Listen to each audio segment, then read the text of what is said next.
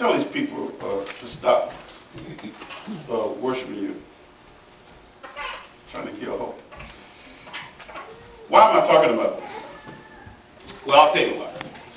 There are, in your life, in my life, at some point, and sometime, it may be now, it may be later, it may be 1, it may be 10 people who would try to kill hope for you. People who are conniving against you. People who Paul Shepard would call detractors. They're the ones that are going to shoot you down no matter what. You can't get a good word in with them. You can't do nothing good for them. Just like the guys Sanballat and Tobias when they were building the wall. Well, even if a fox get on it, I mean, who cares about your opinion? But even if a fox get on it, it's going to fall. You can be discouraged. You can be a person who allows yourself to succumb to the abuse of people's opinions about you. Their judgments about you. Their definitions of you.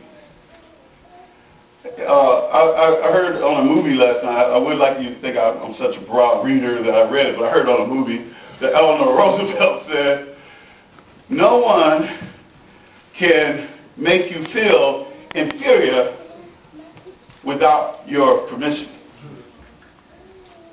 And what I want to do is add to that is, no one can discourage you or make you feel hopeless without your permission. If you have given your life to Christ, if you are trusting in Him for your eternal salvation, I don't care how dark it seems, I don't care how ugly the background has been, I don't care how hurtful people have been, I don't care how hurtful the words are, you have no reason to enrage yourself, you have no reason to lose your cool, you have no reason to give up, you have no reason to put yourself down, you have no reason to believe that, well, what's the use? You have every reason to believe that there's a Resurrection Sunday. In spite of a cross, it's Friday, they said, but Sunday's still coming. And so here they are, plotting against Jesus, and we can turn to Luke chapter 22, excuse me. Remember, I don't have my notes, so Luke chapter 22, and we see how it works out, this plot to kill Jesus. And you'll see, as we read this, how they were definitely trying to kill hope as well. Luke 22. Luke 22.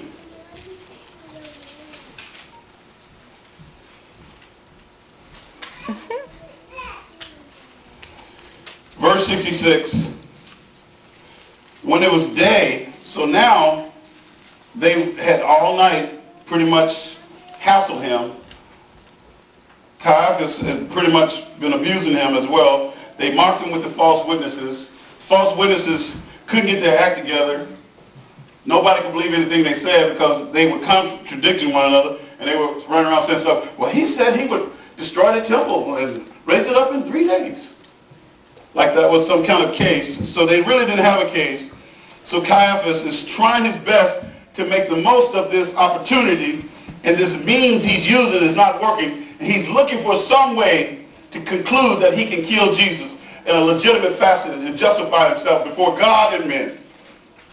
So it was day. When it was day, the council of elders, which is the Sanhedrin, which is an assembly of about 71 men, there's usually the chief priest and then a vice chief priest, and usually some Sadducees are there. They're former guys who used to be high priests. Those were the Sadducees. They were the higher-ranking people. They would be there, both chief priest and scribe. They led him away to their council chamber saying, if you are the Christ, tell us. You see the infuriation. But he said to them, if I tell you, will you not believe? Will you believe? You don't want to know. Do you really? If I am the Messiah, will it make a difference for you?